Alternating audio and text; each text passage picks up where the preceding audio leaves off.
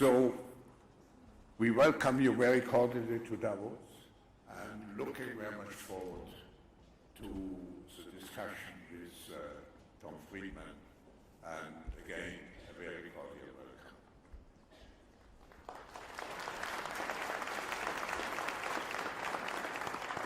Klaus, thank you. And Mr. Secretary, it's great to be with you here this morning. I want to begin with a real black and white contrast in the morning news, reading the papers. On one side, you read about the power these days, Mr. Secretary, of these small units, Houthis, who can disrupt global shipping. Hamas, on day 105 of the war, is still firing rockets at Israel. And on the other hand, I know that the diplomacy is going forward in the Middle East. We had the Saudi foreign minister saying publicly yesterday here in Davos that Saudi Arabia remains committed to a normalization with Israel under the right terms and opportunities for a Palestinian state. Talk to me about the tension between those two trends now unfolding. Well, Tom, first of all, it's wonderful to be with you, to be with everyone here today. And Klaus, thank you for your incredibly warm and generous words. Look, on one level, Tom, what we're seeing, and what you've seen and written about for a long time, is the evolution of something that's been in the works for quite a while, which is, with the advent and the democratization of technology, information technology, you have super-empowered groups, super-empowered entities that can make an extraordinary amount of trouble for nation-states and others. And we're seeing that. But I think we're also seeing something else. And if you look hard enough, you can really see it. And it's a different equation. A different equation that answers the profound needs of virtually everyone in the region, starting with Israel and starting with its age-old quest for genuine security. And it's this. You now have something you didn't have before, and that is Arab countries and Muslim countries, even beyond the region, that are prepared to have a relationship with Israel in terms of its integration, its normalization, its security, that they were never prepared to have before, and to do things, to give the necessary assurances, to make the necessary commitments and guarantees, so that Israel is not only integrated, but it can feel secure. But you also have an absolute conviction by those countries, one that we share, that this has to include a pathway to a Palestinian state, because you're not going to get the genuine integration you need, you're not going to get the genuine security you need, absent that. And of course, to that end as well, a stronger, reformed Palestinian Authority that can more effectively deliver for its own people has to be part of the equation. But if you take a regional approach, and if you pursue integration with security, with a Palestinian state, all of a sudden, you have a region that's come together in ways that answer the most profound questions that Israel's tried to answer for years. And what has heretofore been its single biggest concern in terms of its security, Iran, is suddenly isolated along with its proxies, and will have to make decisions about what it wants its future to be. So this is actually clear when you look at it and see it. The problem is getting from here to there. And of course, it requires very difficult, challenging decisions. It requires a mindset that's open to that perspective. But the choice is there. And ultimately, this is about choices. What kind of society do we want to live in? What kind of world do we want to live in? What kind of region do we want to live in? We talk a lot as well today about regionalization. There's a profound opportunity for regionalization in the Middle East, in the greater Middle East, that we have not had before. The challenge is realizing. Does Israel have the prime minister for that opportunity? Look, these are decisions for Israelis to make. This is a profound decision for the country as a whole to make. What direction does it want to take? Can it seize the opportunity that we believe is there? And they'll have to make those decisions. Anyone who's in office, faced with this is an inflection point. President Biden talks about this often. It's an inflection point geostrategically. I think it's also an inflection point in the Middle East. And when you get to an inflection point, you have to make hard decisions. When we talk about a transformed Palestinian Authority, Mr. Secretary, it seems to me, in many ways, it's the answer to, now that I hear you, 4 challenges Israel faces. That is, right now, challenge number 1, since October 7th, Israel's lost the narrative in this war. That's how it's ended up in the World Court, number 1. Number 2, it went to war without any vision of the morning after or a Palestinian partner that could help it govern Gaza. Number 3, we're trying to put together a regional alliance to deal with threats from Houthis and Hezbollah, which can only be dealt with through a regional alliance. And that requires a Palestinian component. So when you think about it, a credible, legitimate Palestinian state in peace with Israel becomes the answer to all 3 of those questions. You've just said that's a challenge this Prime Minister will have to rise to. Do we have the Palestinian leadership for that? And when we talk about a transformed Palestinian Authority, what do we mean? What are we looking for? So, again, we don't purport to make these decisions for others. There have to be ways, means, vehicles for Palestinians to make these decisions. But I think what we're talking about is 2 things. You're talking about a government and a structure of governance that maximizes the ability of the authority to actually deliver what the Palestinian people want and need. But it also has to be able to operate in what you might call a permissive environment. In other words, with the support of, with the help of Israel, not with its active opposition. Because even the most effective authority is going to have a lot of trouble if it's got the active opposition of any Israeli government. But I think it's also clear from conversations that are going on now that the Palestinians are looking very hard at how they can come up with a more effective governance that can actually deliver what people want.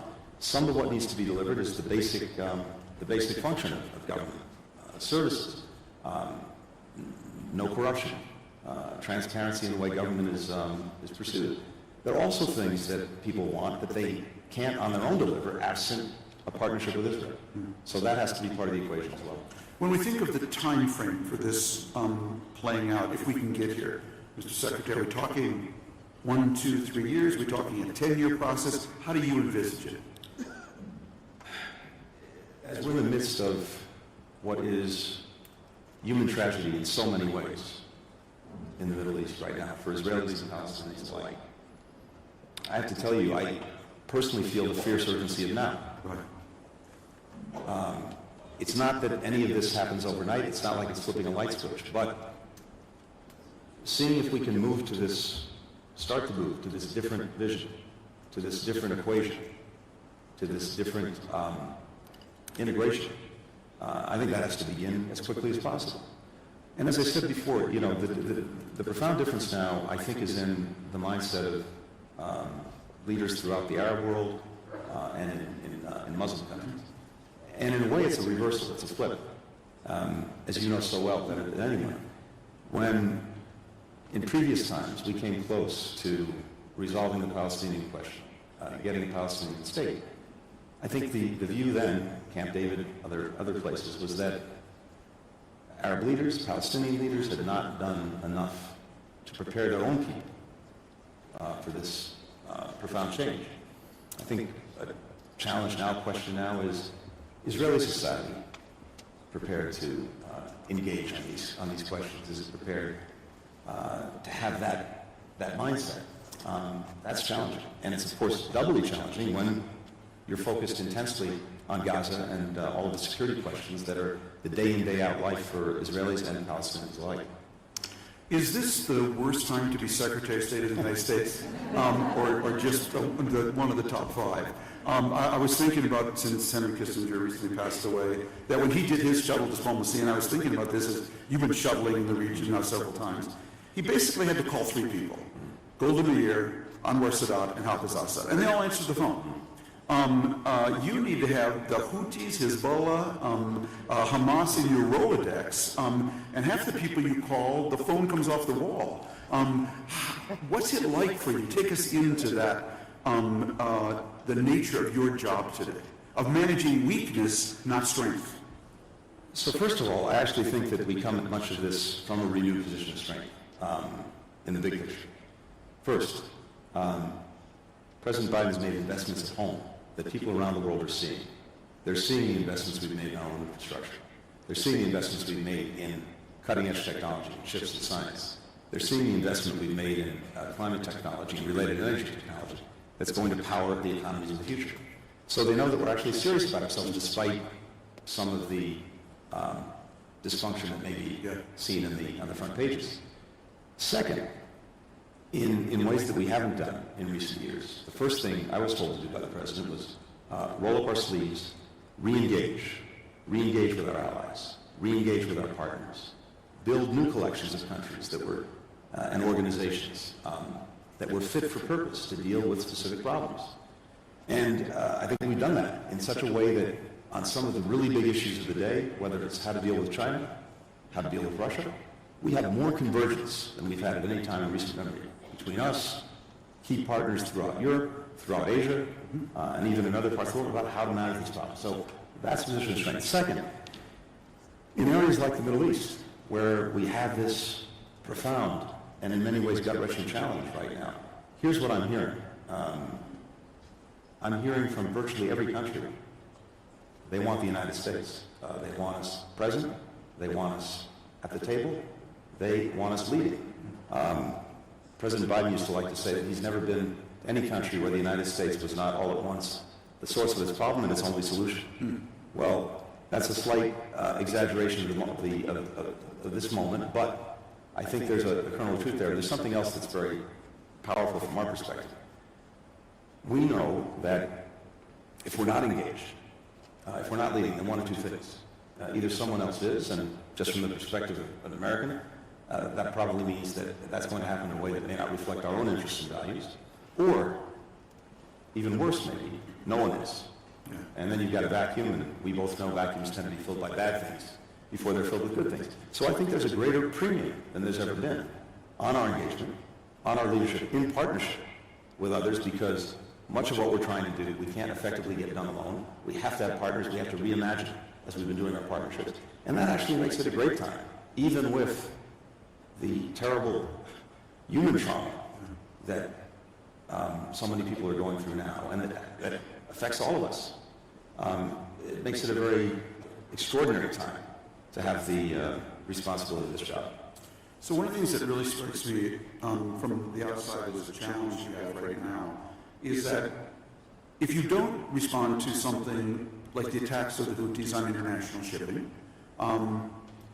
shipping gets completely disrupted, creating inflation all over the world. If you do respond, it enmeshes you and us in a very messy kind of Middle East war. And we're in a political season in America.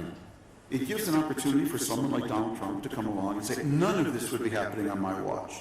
That he can kind of present himself as the source of order at a time when people are fearing disorder. But you obviously have to engage with this, right now. So two questions. One, I'm interested in your response to that generally. I'm not trying to drag you into politics. I know there's a limit to what you can do. But at the same time, when I hear Trump say that, I'm always reminded of him tearing up the Iran nuclear deal. And on a 1 to 10 scale, 10 being incredibly stupid and 1 being okay, how is that not one of the 10 most stupid things the United States has done in the 21st century? Tom, I'm glad that wasn't a rhetorical question. So, you're right, I don't do politics. I'm focused on policies. I'm focused on the moment that we're in and trying to find, with the President, with my colleagues, government, Jake Sullivan and others, the right policies for this moment to advance the interests of our country, the values that we have, which we believe we share with many, many, many people around the world. So that's what this is about.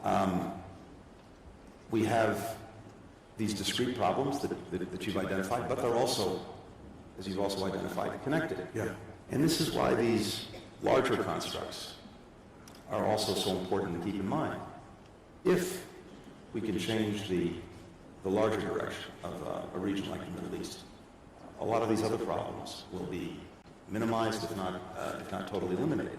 The excuses, the rationales that various troublemakers have for making trouble, they go away. So that's also part of an effective way of dealing with the challenge. Look, on Iran, I'm not going to put it on a scale of 1 to 10, but I think it was a big mistake to tear up the Iran nuclear agreement. We had Iran's nuclear program in a box. Since the agreement was torn up, it's escaped from that box. And we're now at a place where we didn't want to be because we don't have the agreement. So I think that was deeply unfortunate.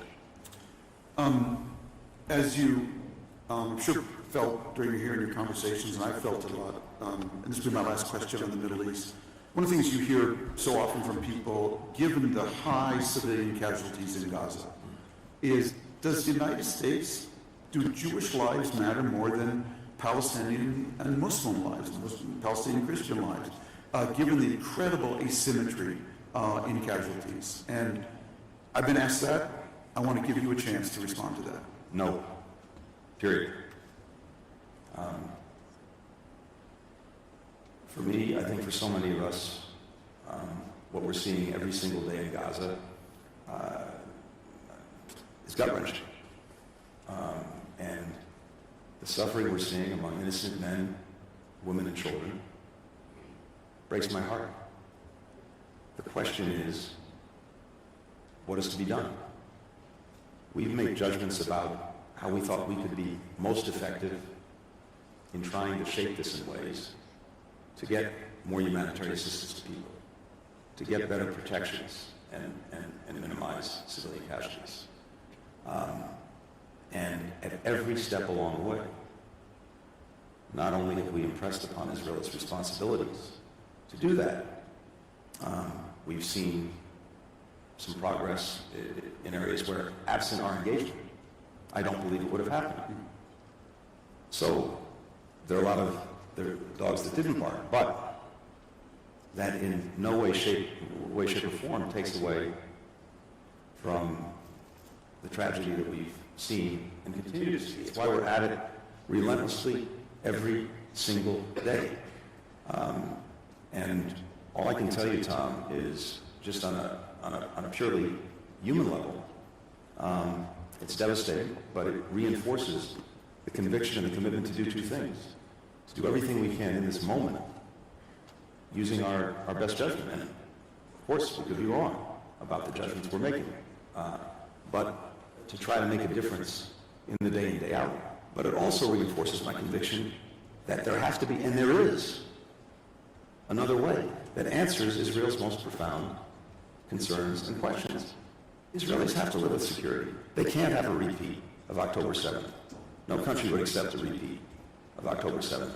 And I think, not by way of justification, but just by way of explanation, it's hard to overstate the psychological impact on the country as a whole of what happened on that day.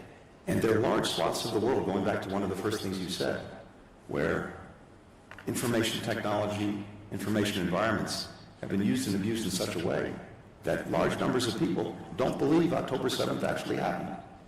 They don't believe that Hamas slaughtered men, women, and children, that it executed parents in front of their kids, that it executed kids in front of their parents, that it burned families alive.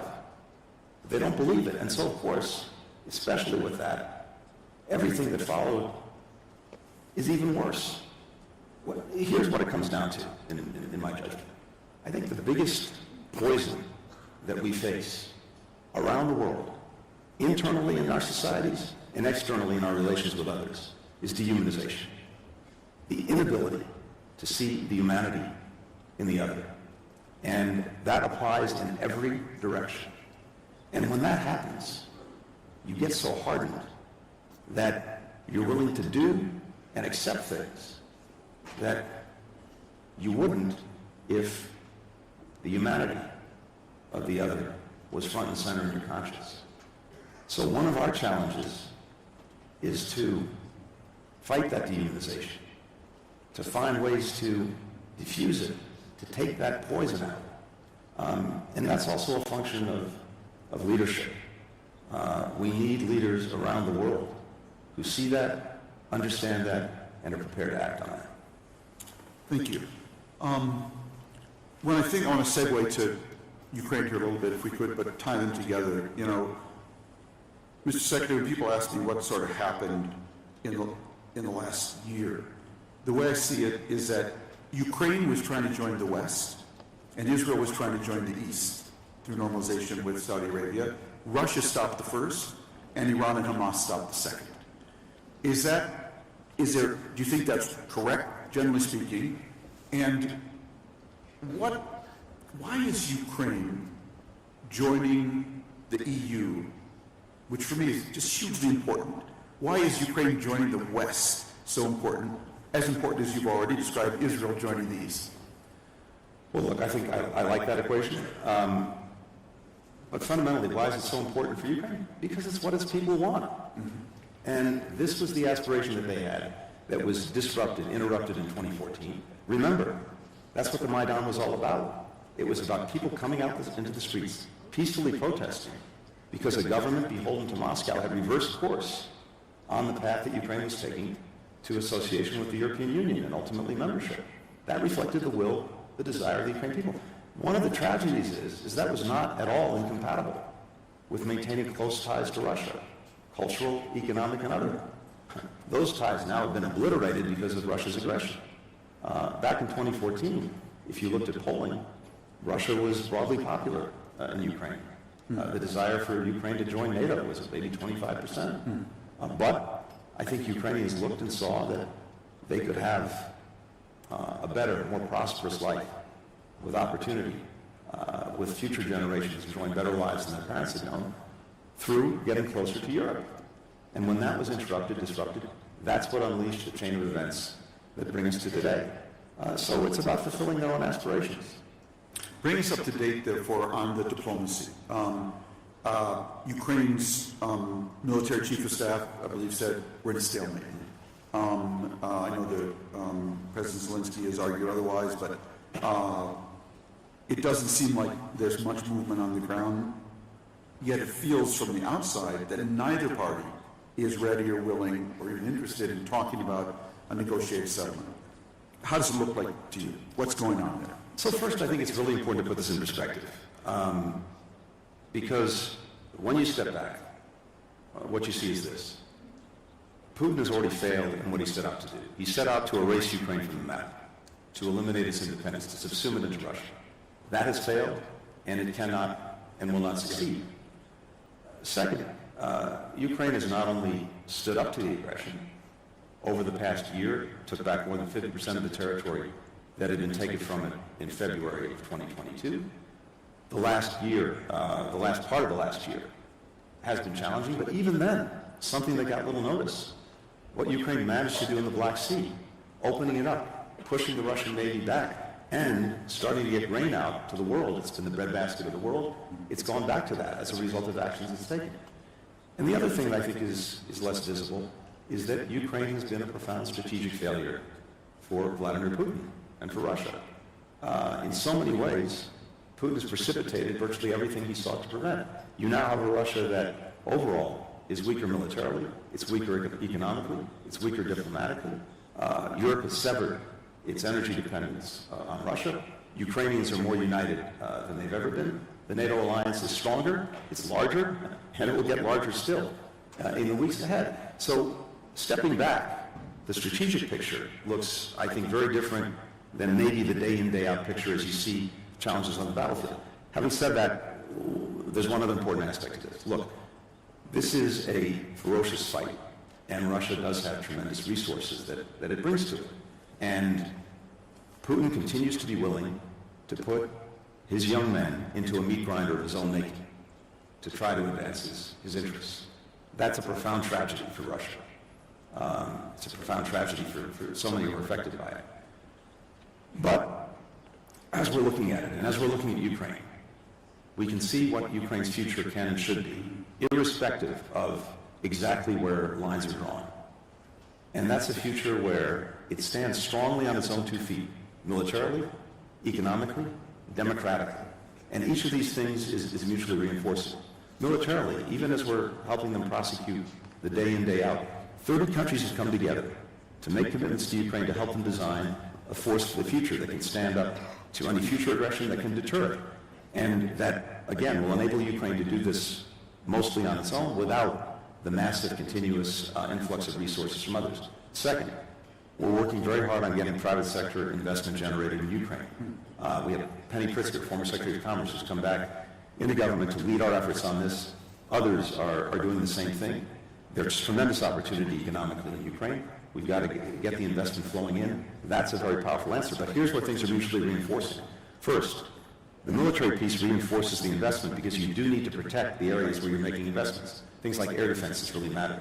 Second, the democratic piece is vital because the reforms that Ukraine is pursuing, that it has to pursue if it wants to get into the EU, and that process began in December, those reforms are exactly the kind of reforms that are necessary to attract that kind of investment. And that's reinforced by so many from the private sector who've gone to Ukraine and said, okay, here's what's needed if we're going to make these investments.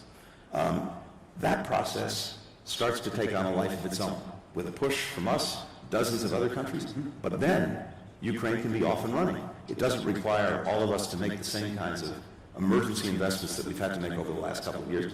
It's the best single possible answer to Vladimir Putin. It's the best rebuke to his aggression. Are we anywhere near any kind of negotiation, though, for a stable long-term ceasefire? Look, in this moment, I don't see it. We're always open to it, attentive to it, because more than anyone else, the Ukrainian people want this. But there has to be a willingness on the part of Russia to engage, to negotiate in good faith based on the basic principles that have been challenged by its aggression. Territorial integrity, sovereignty, independence. If and when Russia is prepared to negotiate on that basis, it will find Ukrainians who want to do that, and it will certainly find support from the United States in doing that, and many other countries. No one wanted this, and in fact, we tried to prevent it. We saw it was coming. We warned the world. We also engaged Russia intensely for several months, trying to see if there was some genuine security issue that was motivating them to do what they seemed to be ready to do. And unfortunately, it became apparent, you don't have to believe me, just read what President Putin says.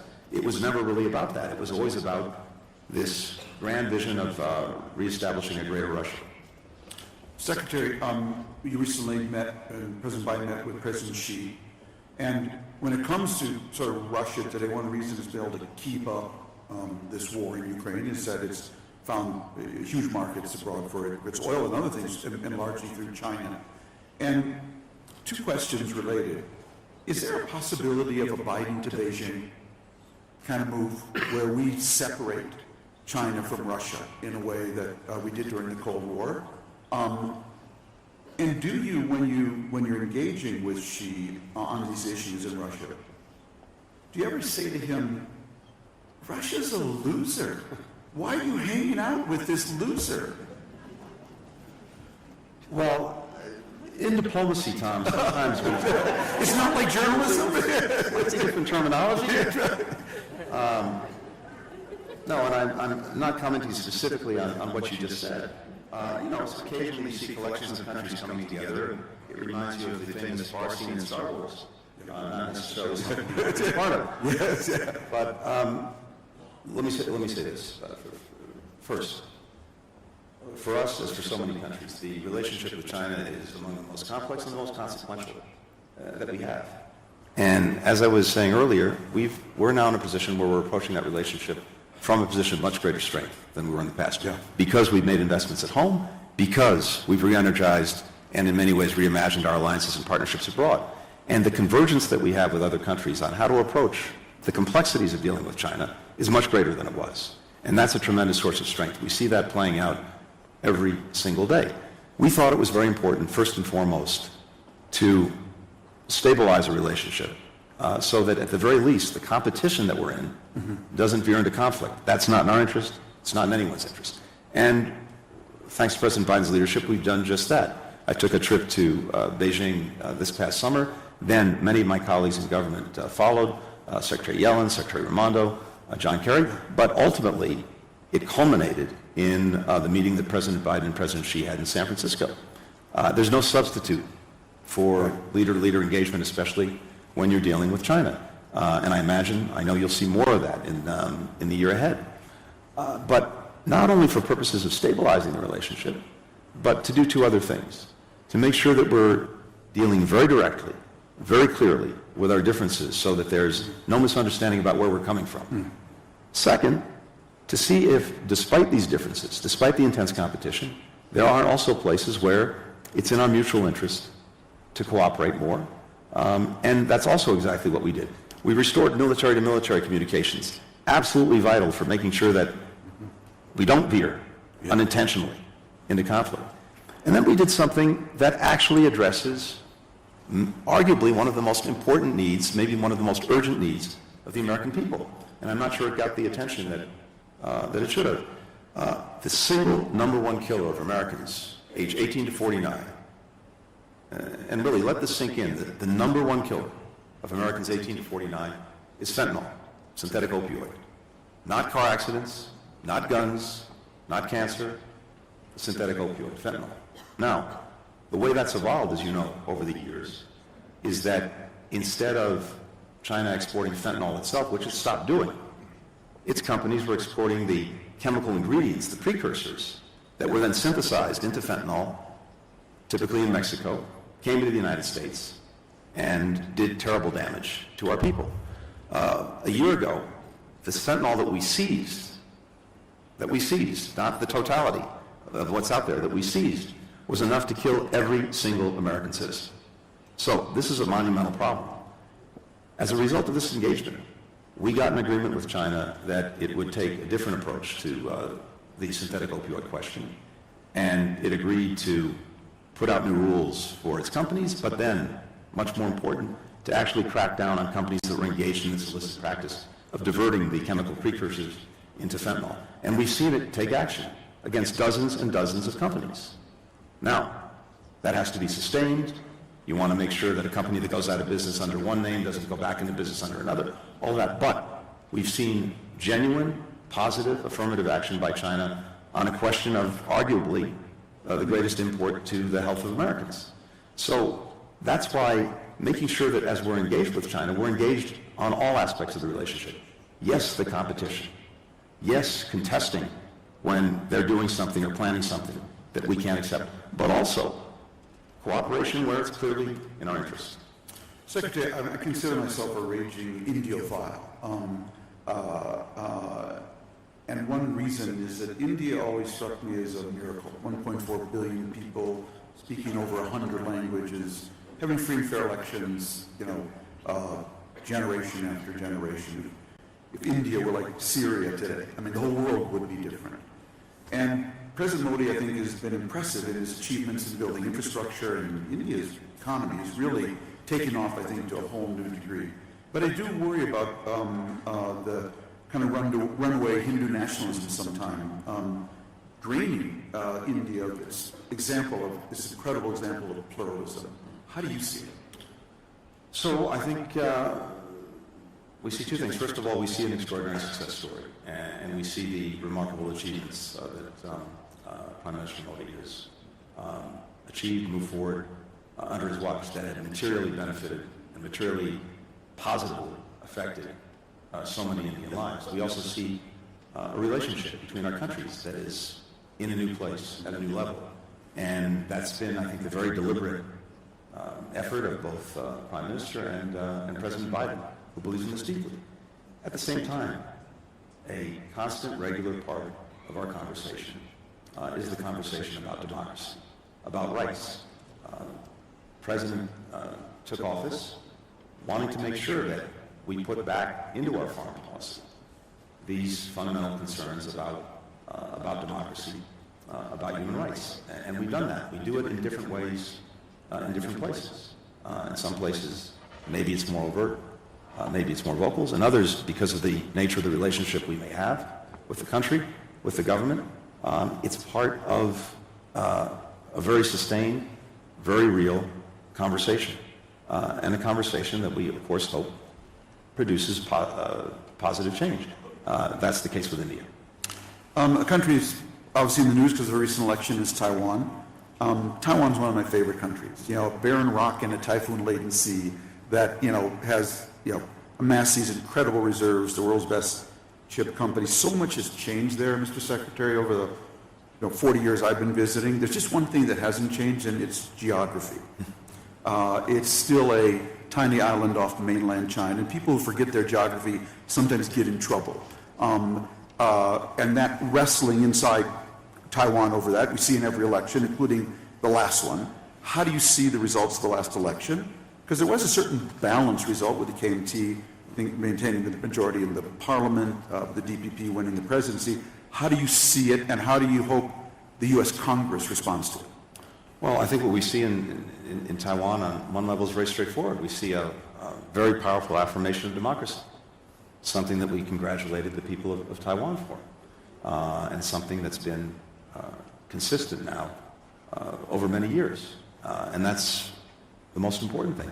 Look, our fundamental interest, the fundamental interest of countries around the world, is to make sure that peace and stability is maintained at Taiwan Strait, that any differences between Beijing and Taiwan are resolved peacefully, and that actually one of the hallmarks of success of the relationship between the United States and China since the establishment of diplomatic relations has actually been the management of the Taiwan issue.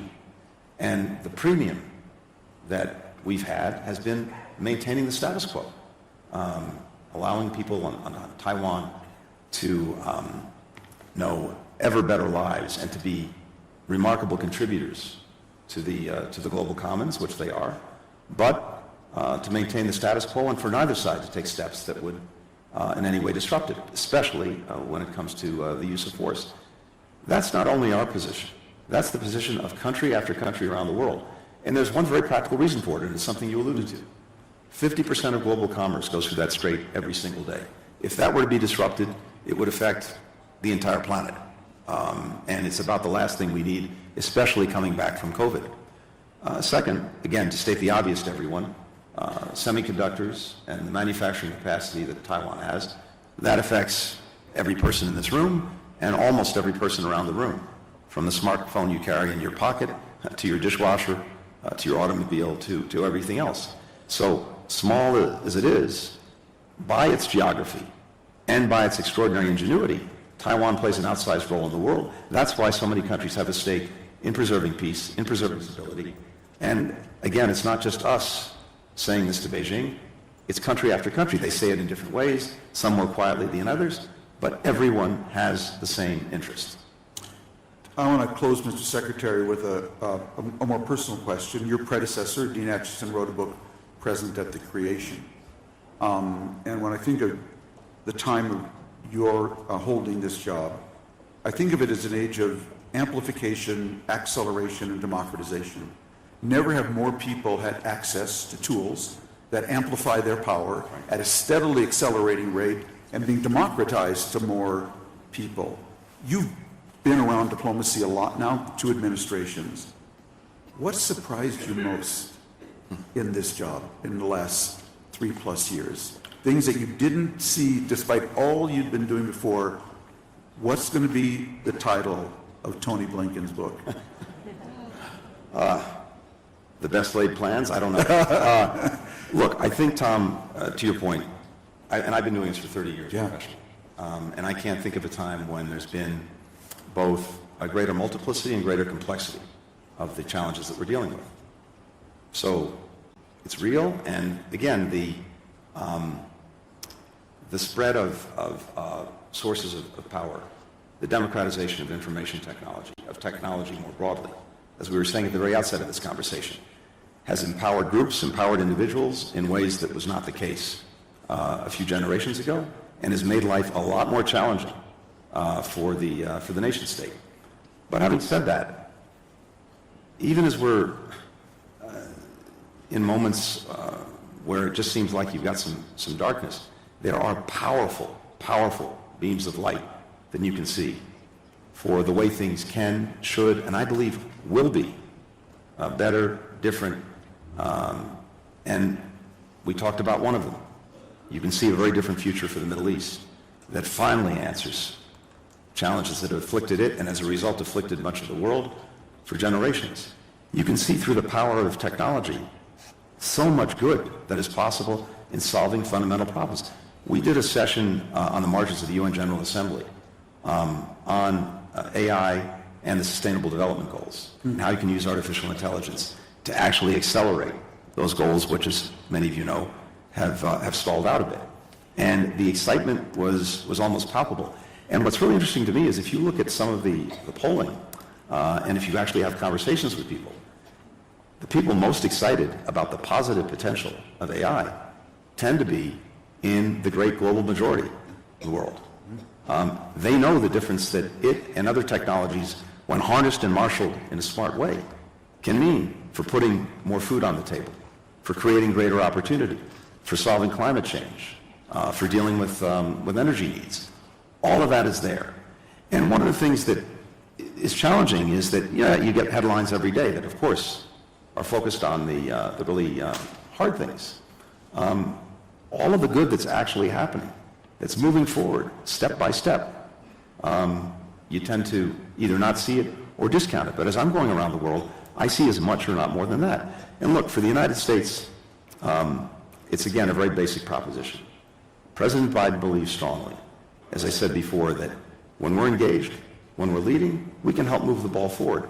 But what is different is this. The flip side of that leadership coin is the cooperation coin. We know that virtually none of the problems that we want to address for our own people can be done in isolation. We can't do it on our own. We have to have partnerships, but they have to be reimagined. It's, yes, our traditional alliances and partnerships, but also building new ones, as I said, that are fit for specific purposes, bringing together collections of countries, the private sector, NGOs, other actors, all of whom have an interest and maybe some special capacity to solve the problem. I like to refer to it as variable geometry, and that's what we've been doing. We've been putting these different pieces together. And I think when you emerge from the immediacy of this moment, 5 years, 10 years, a lot of that variable geometry will be much more visible. But more than that, it will produce positive results. That's what motivates me. So I'm motivated by that because I really see it and feel it. And when it comes to the hard things, I think Churchill said, when you're going through hell, keep going. Mr. Secretary, I have a simple criteria for interviews. Was it interesting and did it make news? You passed both with flying colors. Thank you very much. Thank you, Tom. Really appreciate it.